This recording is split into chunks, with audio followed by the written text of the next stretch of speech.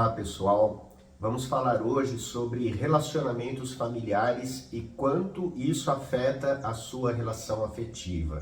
Quando você não aceita a família do outro, ele não aceita a sua família, ou as famílias não aceitam essa relação, né, que é tão comum e acaba realmente causando uma sensação de culpa, de mal-estar muito grande para que essa relação afetiva se estabeleça. Num lugar bom dentro do nosso coração, a gente sempre quer conciliar. A gente quer conciliar o nosso passado, a nossa história, com a atual relação que a gente está vivendo. Só que muitas vezes, frequentemente, a gente vai se deparar com estranhamentos. Às vezes por culturas diferentes, religiosidades, históricos de modelos de relação que parecem que entram em choque. E aí, a gente que está apaixonada, está vivendo aqui o desejo de dar sequência nesse relacionamento, muitas vezes se vê numa linha muito tênue. Será que a gente vai funcionar tendo tantas diferenças entre nós, tendo tantas vozes que parecem recusar a relação atual?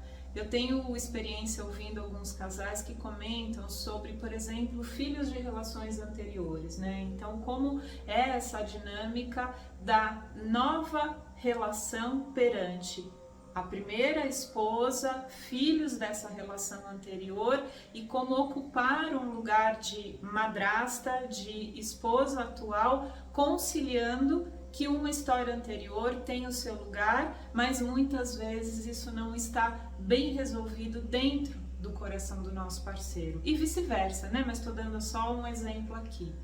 E aí, Alex, como que a gente concilia um caso assim? Então vamos entender pelo menos o pensamento sistêmico, né? Na constelação a gente diz todos pertencem.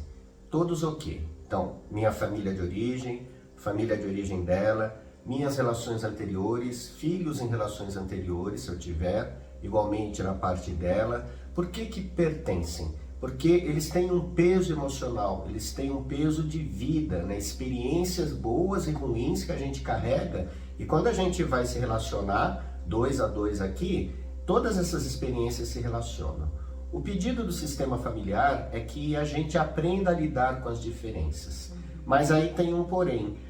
As diferenças provocam lugares de pertencimento dentro de nós. Por exemplo, se a família dela não aceita as relações minhas anteriores porque são relações de religião diferente ou comportamentos, né, que não são muito adequados para o sistema dela, vai provocar nela a sensação de que ela está traindo a família dela. Indo na contramão.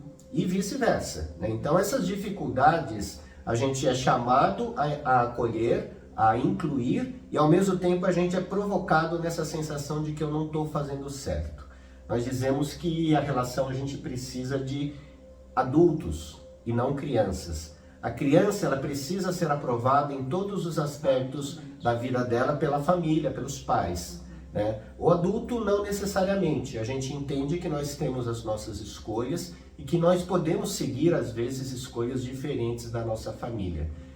Essa provocação, então, tem muito a ver com esse lugar interno, né, de eu assumir que talvez eu não seja aceito pela minha família e que eu faça coisas diferentes daquilo que eles acreditam. E o estranhamento em si, ele é natural, ele é parte, né? Porque é de novo essa criança, né, que quer a aliança perfeita, né, o círculo redondinho e impecável. Todo mundo unido. Relações são vivas, relações envolvem muitas crenças, muitos padrões que não estão plenamente conscientes.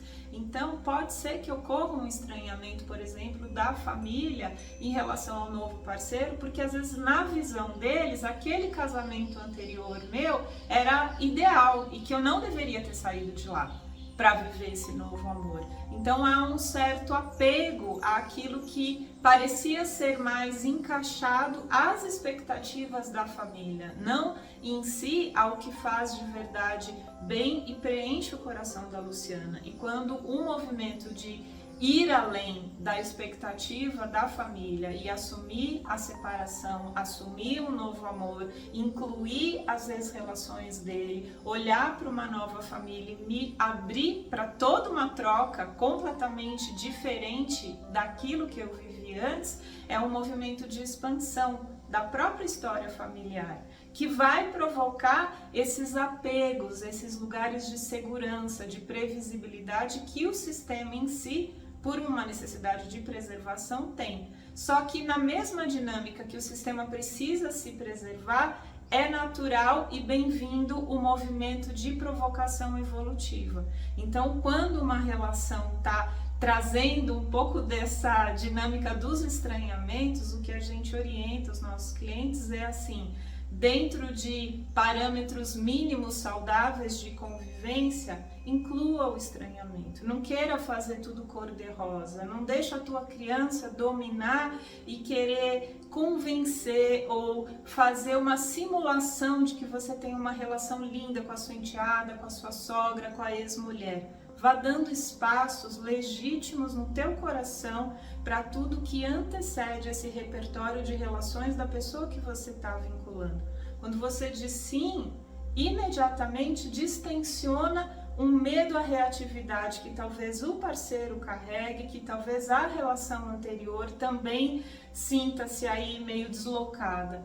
O sim que a gente fala não significa tornar-se amiguinha, conviver e tomar chá todo final de tarde, mas significa olhar com respeito. As relações anteriores da pessoa que hoje está ao meu lado, elas merecem o meu olhar de inclusão e eu dou um espaço dentro do meu coração. Não me cabe julgar se está muito, se é excesso, se é tóxico ou não. Isso são assuntos que correspondem a ele administrar e eu estou cuidando dos meus pedaços, porque eu também não venho como inédita, folha branca zerada para cá. E na medida que cada um de nós vai permitindo, né, e conversando, né, às vezes a gente tem que conversar algumas coisas, né, puxa, olha, tô achando que tá um pouco demais, como é que tá pra você e tal, mas sem a ordem, você deveria fazer assim, você não deveria permitir que a sua mãe blá blá blá, aí fica tóxico, fica invasivo e normalmente os choques vão agravar, né. E a vida, ela é muito misteriosa e sábia, então ela vai levar você, por exemplo, que vem de uma família totalmente fragmentada, disfuncional, encontrar alguém que tem um vínculo familiar mais intenso. E claro que você vai ser provocado, porque você vai olhar para o lado de lá e vai falar, puxa, mas isso não é verdadeiro, isso não existe, a família é muito invasiva. E ao mesmo tempo o outro lado vai olhar para si e para a sua história, né, de ancestrais e vai ver, nossa, mas ninguém se ama, ninguém se cuida, as pessoas, né, é uma família ruim, né? Mas o que que o sistema, a vida, a inteligência está pedindo para você? Que seja flexível, que aprenda também que você pode olhar para a família mais estável do outro e receber os benefícios disso, colocando os limites. E a outra parte pode olhar para uma família mais fragmentada e entender que a liberdade também é importante e que às vezes o excesso de invasão familiar acaba engessando o casal. Então a gente vai sim repetir padrões familiares, histórias mal resolvidas, né, famílias paralelas que não foram assumidas, filhos que foram deixados sem ser cuidados, namoradas, noivos abandonados, tudo isso está dentro de nós e por isso que às vezes a gente reage com muita intensidade nesse convívio familiar. O pedido é olhe para dentro, né, olhe suas emoções, entenda de onde você veio, fique em paz com os conflitos lá de trás, cada um cuidando da sua parte, né, o parceiro, a parceira, cada um cuida de si. E entenda que nós temos um lugar dentro da relação. Né? Nós precisamos, em primeiro lugar, cuidar do nosso relacionamento afetivo. As histórias anteriores fazem parte, mas elas não devem estar interferindo na relação atual, porque senão a gente quebra aqui. Né? Então a gente cuida dos filhos, se precisar resolver os problemas das ex-esposas, ex-maridos, pai e mãe, a gente resolve, mas desde que não interfira tanto na qualidade do nosso relacionamento, porque isso é a prioridade dentro de um casal. E do ponto de vista pessoal, um último ponto que eu acho que é valioso, você reconhecer se existe culpa em relação a esse passado. Culpa porque eu decepcionei os meus pais, culpa porque eu escolhi um modelo de relacionamento muito alternativo que provoca demais, culpa pela separação, culpa por ter deixado os meus filhos, culpa por estar apaixonado e querendo reconstruir, quando às vezes o que ficou para trás é muito difícil, muito pesado. Essa culpa ela merece um olhar profundo de reconhecimento, né? Porque a culpa muitas vezes pode ser justamente esse elo que torna a tua convivência mais difícil. Esse é um assunto pessoal, profundo, exige um trabalho terapêutico de mudança de perspectiva, porque a culpa muitas vezes ela está ainda ligada àquela criança que desejaria a aprovação, né? Ficar bem com todos, de novo aquele início que nós falamos, né? Do modelo redondinho, perfeito, onde tudo se encaixa. Esse é um assunto que o teu adulto hoje consciente pode lidar. E liberando culpa, com certeza vem a paz, né, que a gente falou, e aí a gente vai conciliando da maneira possível e real que cabe às relações. Então é isso por hoje, comente conosco como chega essa informação aí para vocês, se vocês já passaram por essas turbulências com famílias, com ex-relações. E seguimos aqui nas trocas, aprofundando esse olhar para relações saudáveis. Até breve!